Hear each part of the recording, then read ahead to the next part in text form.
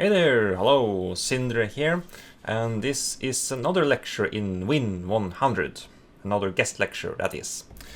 So in my first lecture, micro lecture, I talked about different concepts used in the business economics of wind energy. That was a very theoretical lecture, so in this follow-up lecture, I'm going to do something a little bit more practical. I'm going to try to use many of the concepts that I mentioned in the very first lecture video. So as I said back then, if I had to reduce the entirety of the subdiscipline of the business economics of wind energy to just one single concept, then that would be net present value. So the ultimate question really in business economics is whether or not we should undertake a particular project or investment. And the main way to do that, from my discipline at least, that is to look at the net present value, or NPV. Net present value is a measure of business economic profitability. So how do we actually calculate that in praxis? Well, we're going to look at kind of a fictitious project. We're going to use real data, so to speak. So there are different ways to estimate the cash flows involved. According to the project management body of knowledge, which is like a collection of best practice and is made by the Project Management Institute, there are 10 different methods for estimating project costs. And my favorite method is what's called parametric cost estimation. There are different types of parametric cost estimation, of course, but I'm going to use what's called the unit cost approach. And the way that works is that you take the cost driver value from your project and you multiply that by some kind of unit cost. And the unit cost is just the average cost divided by the cost driver value from a sample of previous projects. So this unit cost is I'm gonna take this from an organization called the NVE in Norwegian, or in English that's the Water Resources and Energy Directorate. They have calculated LCOE, levelized cost of energy, for various technologies. When it comes to bottom fixed offshore wind farms, which is what I'm going to use as an example in this video, they get their numbers from a consultancy company named AFRI. And if you read their report, you will see that they compiled like a data set of different projects from different countries over time that they thought were relevant and sufficiently similar to how things would be in Norway. And then they basically just take the average value from that. So these average values, they are reported at the NVE's website. If you just Google NVE, LCOE, one of the first links, then you will find where these unit costs come from. So without further ado, let's jump into the Excel spreadsheet. And here it is. There's a lot of things going on here. I kind of already calculated it, so you don't have to see me struggle with Microsoft Excel formatting. But let's walk through this slowly. So first off here, I have the different unit costs and parameters that NVE has come up with for us.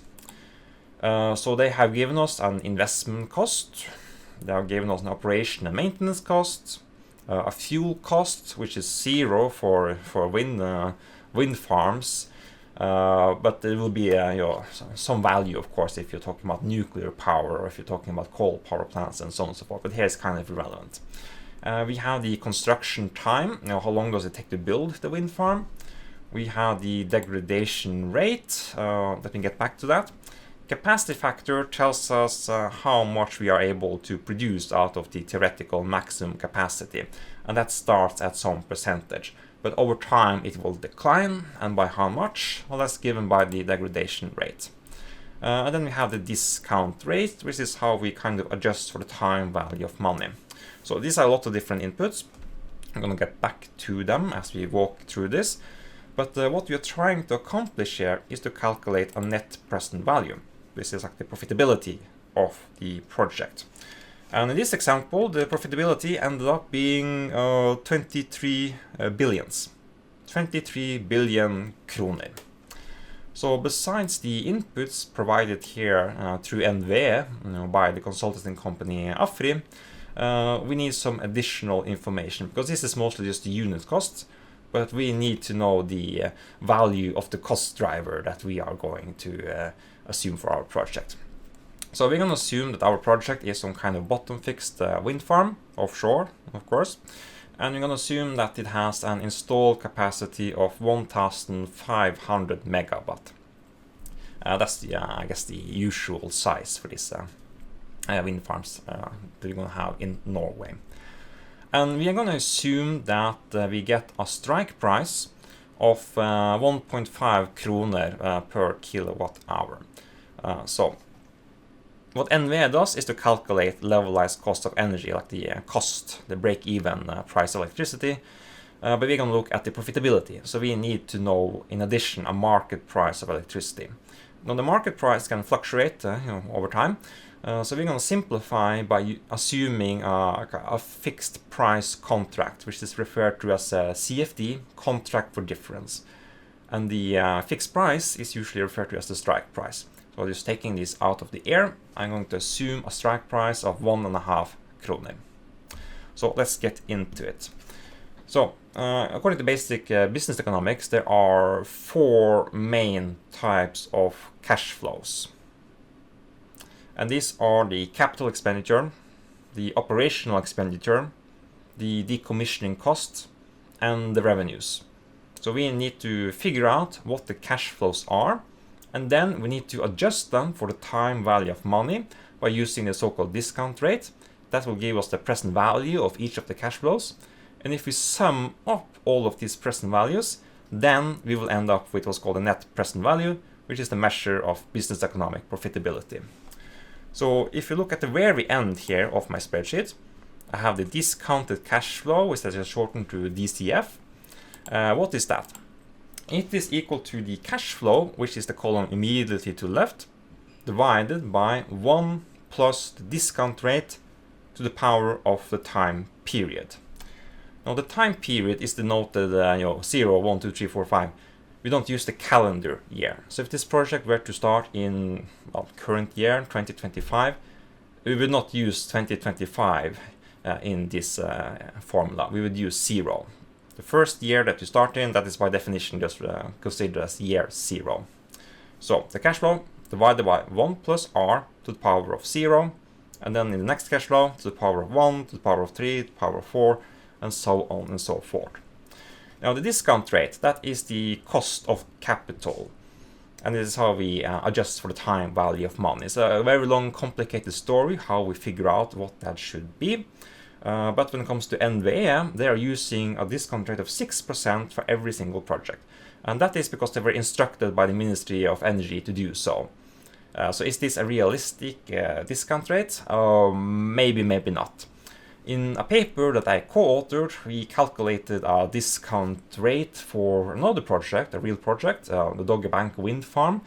And there we calculated a discount rate of, I think it was 5.92%.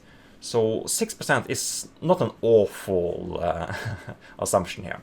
But 6% is what we are going to use, and I won't get any further into details on how we are calculating this discount rate. Here it's just an assumed input parameter. So that's the end of the day. That's how we discount these cash flows. And the cash flow here, that is the sum of the different things, is sum of the capital expenditure, operational expenditure, revenue, and decommissioning cost. Now NVE assumes that there is no decommissioning cost, that it is basically free to take apart the wind farm once you are done using it. That is not an uncommon assumption. In UK they assume the same thing. So whether or not we agree with that, we're going to put that aside. Since NVE is not using a decommissioning cost, we're also going to assume that the decommissioning cost is 0, but we could add that here in addition. So we only need to figure out 3 things: CAPEX, OPEX, and revenues. And CAPEX is maybe the simplest to start with there. At least that is what happens chronologically first. We need to construct the wind farm.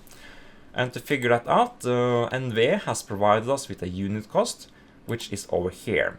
So according to NVE, which references AFRI, they say it's going to cost to build an offshore bottom fixed wind farm in Norway. We should expect there a cost of 57,501 kroner per kilowatt.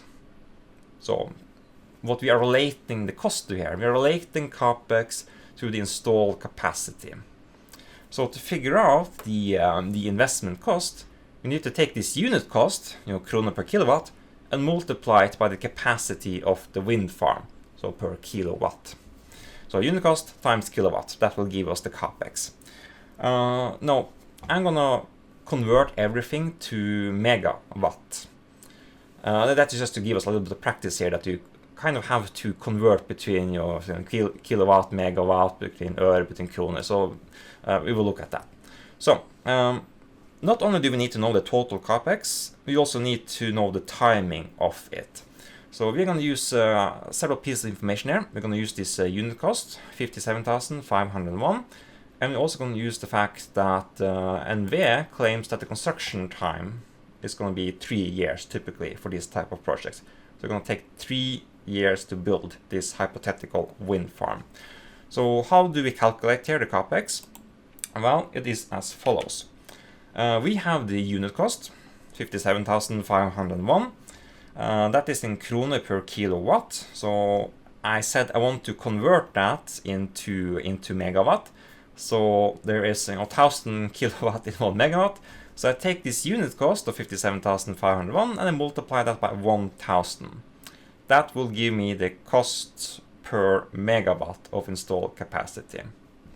Next, I need to multiply this number by how many megawatt of installed capacity we are going to have in this hypothetical wind farm. And my input parameter here is going to be 1,500 megawatt. And I think the very first project that we're going to have here in Norway is going to be 1,500. So it's not a completely random number I picked here. So the unit cost, convert it, multiply it by the installed capacity, 1,500. That gives us the total capital expenditure. What we need to do next is to divide this by the number of years it takes to build this wind farm. Here that is 3 years, so we multiply by 1/3. And that will give us the capital expenditure in year 0. We can just copy paste this down to the cells below here. And that will give us almost 29 billions of CAPEX per year for 3 years. And that is how we figure out the CAPEX. Now, how did AFRI come up here with 57,501 kroner per kilowatt? Well, basically, they have a sample of previous projects and they just calculate the average unit cost across these different projects in the sample. That's basically it. There is some additional complications here, namely that, what do you mean by average value? Do you mean an unweighted average or a weighted average? Or something even more advanced, something called like a constrained ordinary least square regression. So a regression where the constant term is forced to be equal to 0. So there are different ways to calculate this average. But essentially, it is just an average value from a sample. That was the easy part, CAPEX. When it comes to the OPEX, that's slightly more complicated.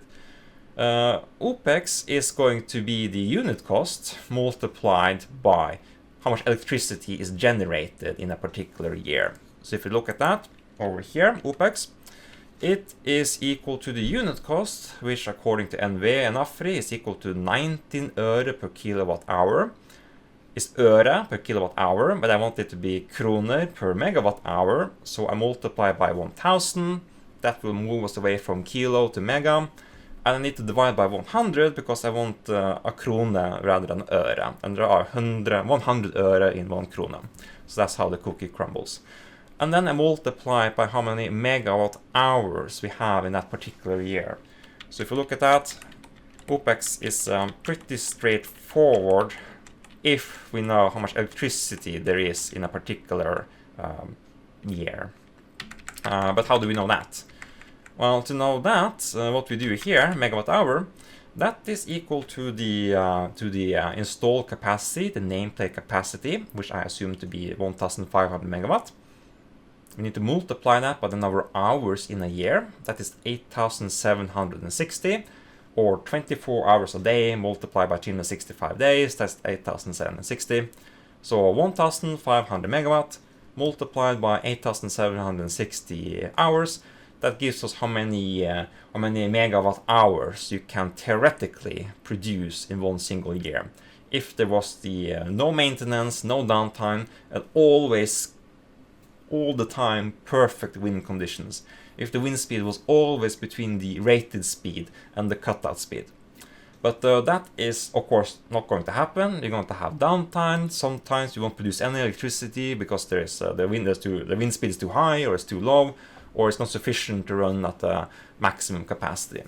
So to reflect that, we're going to multiply this theoretical maximum, which was capacity times number of hours. We're going to multiply that with a capacity factor. And the capacity factor I calculate to the left there, in the column I here. And how is that calculated? Well, here again, we just use a parameter.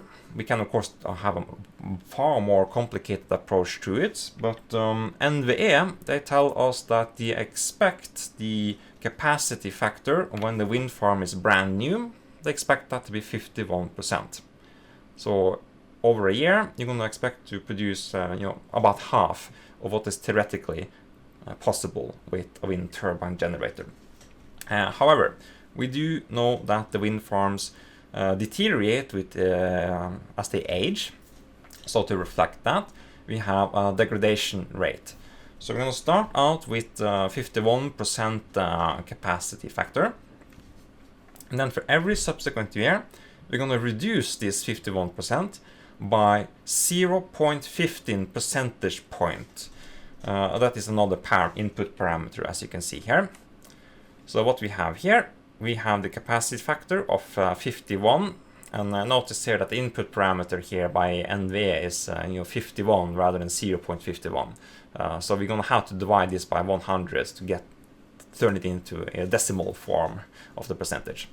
But we're going to start out there with 51, and we are going to subtract the degradation rate, which is 0.15, multiplied by the current time period, which is 3 years, minus how long it took to construct the wind farm. Because we get minus 0.15 percentage point in the 4th year, and then minus another 0.50 percentage point in the 5th year, and so on and so forth. So this is pretty straightforward. 51%, then minus 0.50 percentage point, that brings us down to 50.85.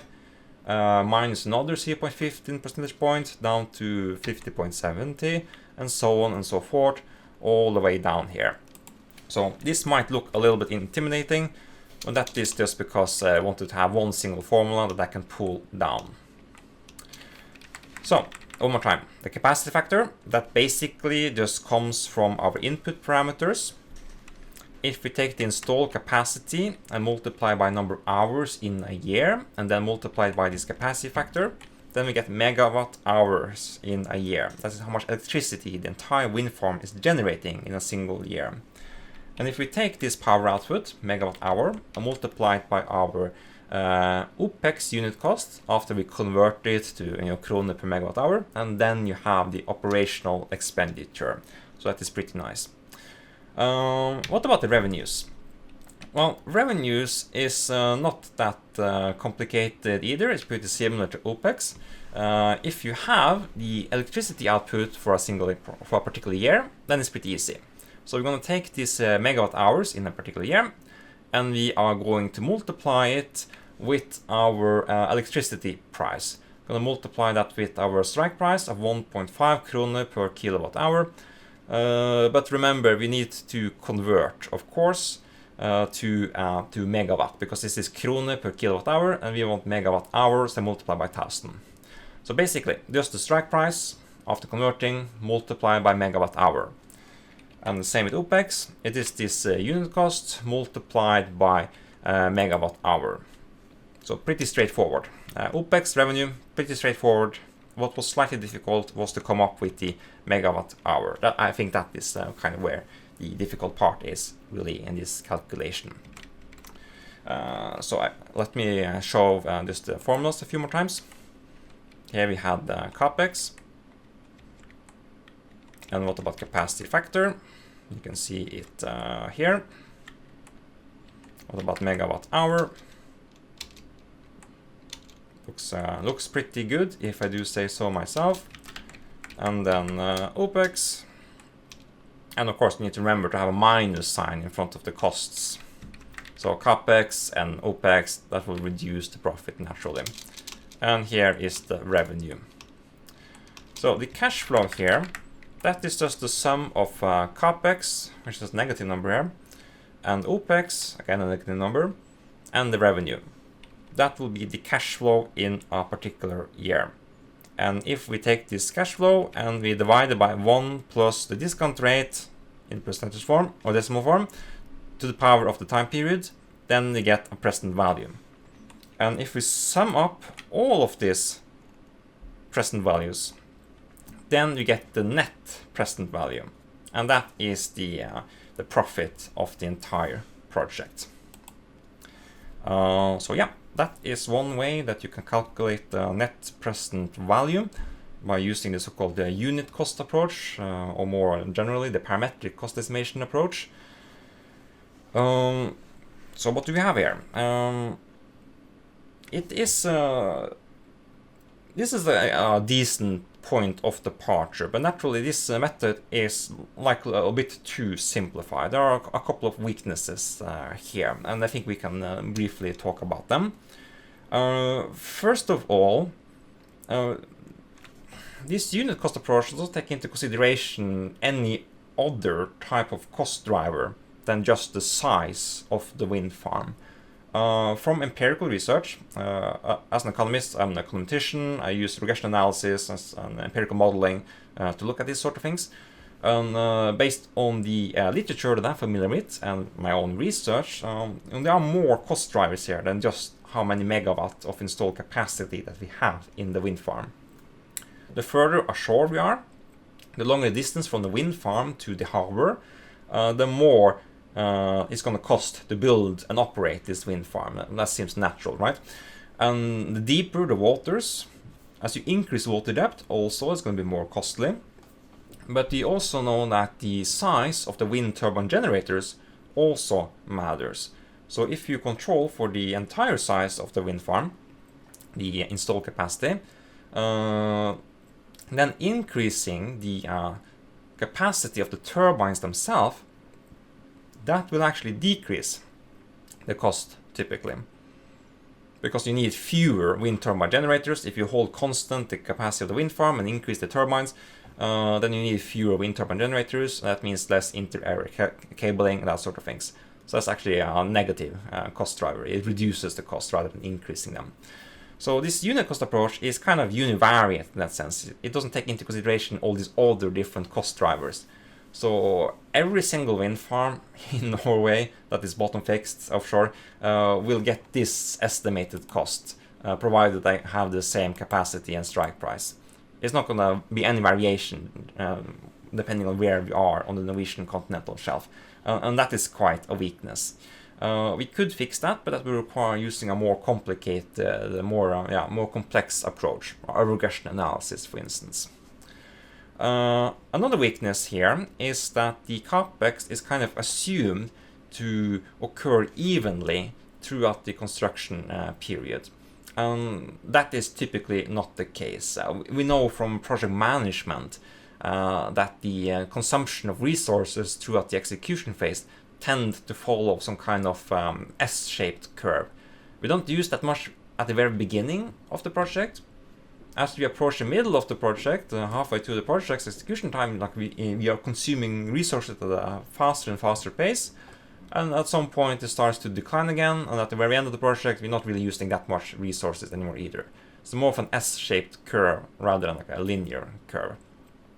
Now, why does that matter? It does not affect really the undiscounted sum of the CAPEX, but it does change the timing, which therefore can change the net present value because of the timing difference here. With an S-shaped curve, when you're using a uniform approach rather than an S-shaped curve, some of the cash flows become a little bit too early and some of the cash flow comes a little bit too late. So they kind of somewhat cancel each other out. But they can still potentially be a bit of a difference here. When it comes to the capacity factor, we kind of assume here that it is linear, that it decreases monotonically over time. based on a recent paper that I published with 2 of my colleagues. We found out that the capacity factor tends to follow a non-linear profile. It actually tends to increase initially until it reaches a plateau, and then it starts to decline. So the functional form here of how capacity factor change throughout the lifespan of the wind farm is more complicated than what's being used here. This actually can potentially have very large impact on the net present value, as we show in our paper. There we calculate the net present value from assuming a constant capacity factor, from assuming a constantly declining capacity factor, and from assuming the profile that we identify with our analysis. And the net present value can actually be quite different between these three cases. When it comes to operational expenditure, I haven't really done that much research into it. There's not that much research at it at all actually in the literature. That is because CAPEX is a lot easier to get access to get data on. But OPEX is a little bit more hidden and concealed by the companies, so there's less research about that. But here we kind of assume a constant operational expenditure, or the unit cost here, a constant at least. And that seems a little bit unrealistic to me. Like, you would expect that actually it becomes more costly as the wind farm is aging. So that is a potential weakness here. So assuming they use like the average across the lifespan, what does that mean? Well, it means again that the timing is off, and that could actually also affect the net present value quite a lot. When it comes to the revenue, there is not much to say here because everything here is basically a constant, except for the capacity factor. The capacity factor is what's changing here, which is why we changed the revenue.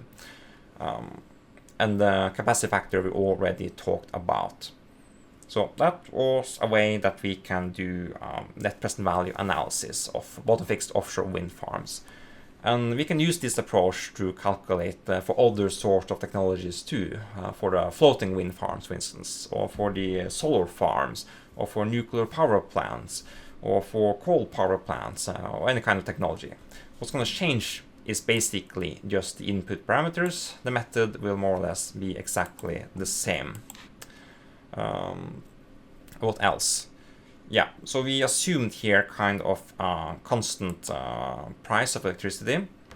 What we know from reality is that yes, these wind farms, they will have a fixed price, but not for the entire lifespan. They're not going to have 30 years of this fixed price. It's only going to be the initial part of the project.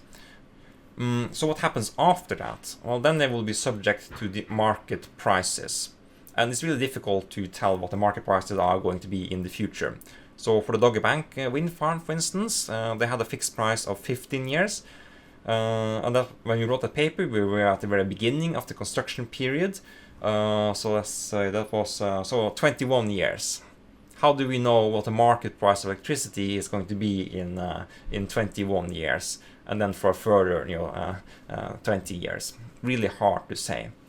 So perhaps the greatest source of variability in net present value estimates, from different estimators, probably comes from the fact that the price is the biggest unknown factor, and you're almost free to argue whatever you want here. We don't really know what's going to happen so far into the future when it comes to the market price of electricity.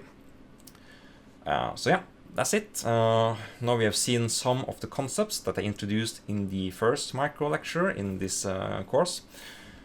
The first micro lecture for me at least. So if you enjoyed this, you can learn more about these sort of things in my 2 courses, IND 510, Project Management, and IND 550, Project Cost Estimation and Risk Analysis. Good luck with your exam.